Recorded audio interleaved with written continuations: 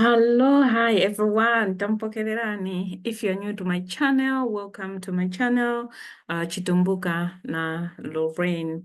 Please give it a thumbs up if you like the video, but also subscribe so we can grow this channel together. Because when you subscribe, YouTube, or when you give it thumbs up, YouTube recommends it to other people too, because the algorithm senses that it means there's something valuable. So I'll appreciate your support in this. In this video, we are looking at the professions. So it's not exhaustive, but I've tried, and also I will be as quick as possible, so it's shorter. Okay, without wasting much of your time, let's get into it.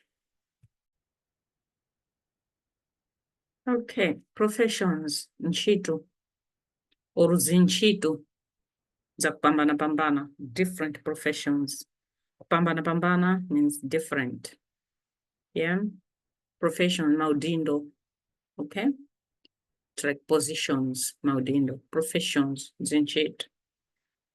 Teachers, singular, msambiji, msambiji umoja. Basambiji bane ni Mr. Chirwa. Basambiji bane mba mama Lorraine Nyamponera. Basambiji bane bachitumbuka mba Lorraine. Basambiji bane. So basambiji, plural, but it's also respect. If you're talking about someone older, you still use in plural form. You don't use singular. If you are younger, for example, you cannot tell someone to say, iwe msambiji wane iwe? No. Imwe basambiji. So it's always in plural if you're talking to someone with respect. Okay. Nurses, singular, nasi. It's a borrowed word from English. Plural, manasi or manesi. But nasi is common. We use manasi. Sisters, basisteri. Sisters as any Catholic sisters and stuff like that. Masisteri. Sisteri. Otherwise, sister as in my own blood sister. That would be wakuru or mchokwani. Wakuru if it's your older sister. Mchokwani means my young sister. This is sisteri as in a profession.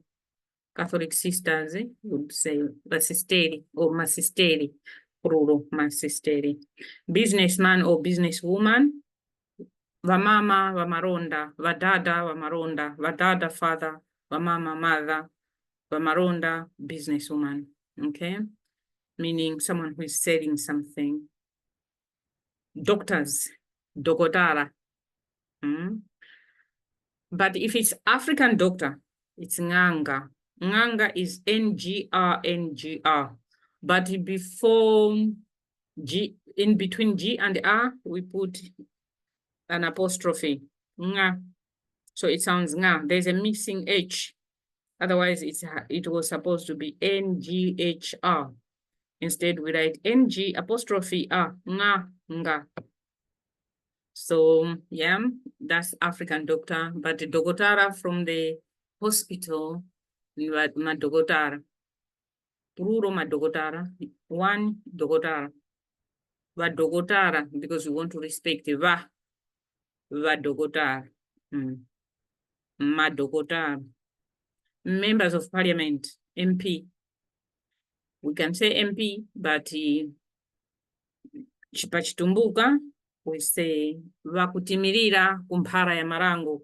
Vakutimirira means someone who is standing on my behalf. Kumphara is a platform.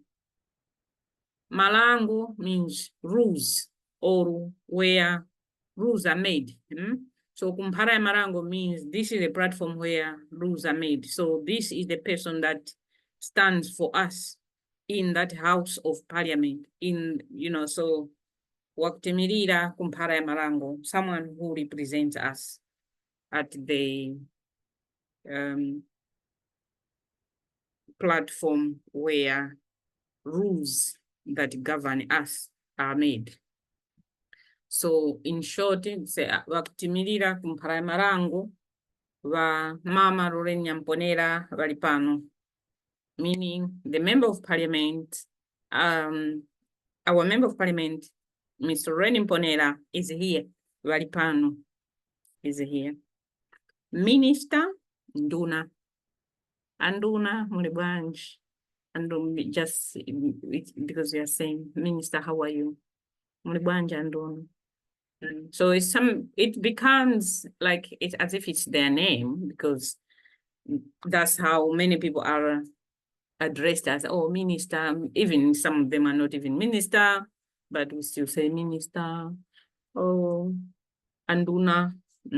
Mbanja Anduna. It's respect, but sometimes it's also how you regard someone, because they have so much to give. They are giving so much. You just say Anduna. Sometimes it's a nudge, like you want someone to be there, to get there, to do that. And so you are speaking it to them so they can start, they hear it and they can start also thinking about it and maybe take action. Builders, as in brick and mortar builders. Birudara, mabirudara. Mabirudara wozenga nyumba, mabirudara wozenga sukulu, mabirudara wozenga matoileti, wabiruda. So, yeah, what type of builder? Waushtachi. And birudara wozenga nyumba, meaning he's a builder who is constructing my house. Kuzenga is constructing. Nyumba is a house. So, birudara wa nyumba yani, birudara wa sukulu, birudara, things like that. Carpenters. We can say carpentara, which is a borrowed word from English, or oparamathabwa. But which tumbuka at its core, no oparamathabwa. So oparamathabwa just means someone who works with timbers. Someone who makes timbers or something like that. I'm a paramatabwa. Yeah. But although we're talking about timbers only, but we know the Paramatabwa is the same person who will come and fix my door if it's broken, but the name is just Paramatabwa. Hey, mutakwa carpentara huyu kujit kampenjani carpentara mwi mpaka Paramatabwa. There was someone who was a carpenter this place, that the other. So that type of thing. Yeah. Cattle herders. Mulisha wa ng'ombe if it's singular. Walisha wa ng'ombe if it's plural. This is so common because in my culture, when a man wants to get married, you have to have cattle. Your father have to have cattle that you give to the woman's side as a way of appreciation. We call it dowry, maroworo, robora. So cattle is very common. Most houses have cattle. It's not just for prestige, but it's for mainly people who have male children, so that when they're getting married, they don't have a problem to say, oh, I can't get married, I don't have a cow. So, yeah, so cattle herders are common. Sometimes they combine this man's cattle and this man's cattle, all of it together being looked after by one cattle herder.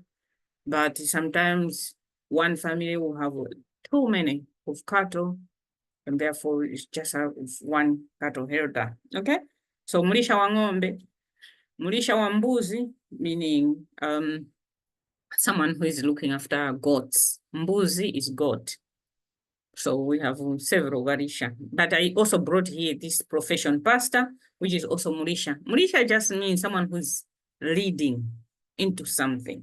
So mulisha cattle herder, meaning is leading cattle to somewhere. Pastor is also mulisha, but the pastor is a leading people, not cattle.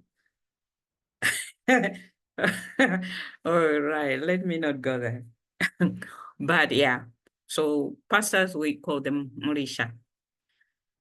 To respect, or in plural, varisha. Varisha vitu mba Mama mponera. I don't mean I'm a pastor. It's just an example. Sorry. But yeah. So farmers. Malawi is largely agriculture country. Over 80%, they say. Only a small percentage rely on businesses and stuff, other stuff, and work and that. But otherwise, it's a agriculture growing country. So farmers, mulimi, umoja, one. Alimi, many. Valimi, vanandi. Ukati alimi, that is, mene is chichewa, Ongoni people. Sometimes they also use alimi, but valimi ni chitumbuka chitu. That's our chitumbuka, valimi, meaning plural, if there are many. Mulimi, umoja. Mulimi wahona, meaning the farmer that grows tobacco. Mulimi watonji, the farmer that grows cotton. Mulimi wa ngoma, the farmer that grows maize. Okay? Fisherman, mulozi. So you will see the type of profession that I've chosen. It's not about a computer technician and all of this software developer and all of that. No, it's relevant to the country that I'm talking about, where this language is practiced. So this is why we're talking about cattle herders, builders, carpenters, pastors, farmers, fishermen, and things like that, okay? So farmers mulimi, fisherman mlovi, if it's a singular. Mlovi wasomba. Valovi means many. Valovi wasomba, meaning fishermen. Somba ni fish. It's fish. Somba. Somba. Somba imoza. Somba zinand. So whether it's one is somba. Many is somba. Okay. Drivers. Daraivara. Borrowed word again. Daraivara. But chitumbuka is wakwendesha. Atitendesheni njani mwanyaoni. Wakwendesha mbanjani. Who is the driver today?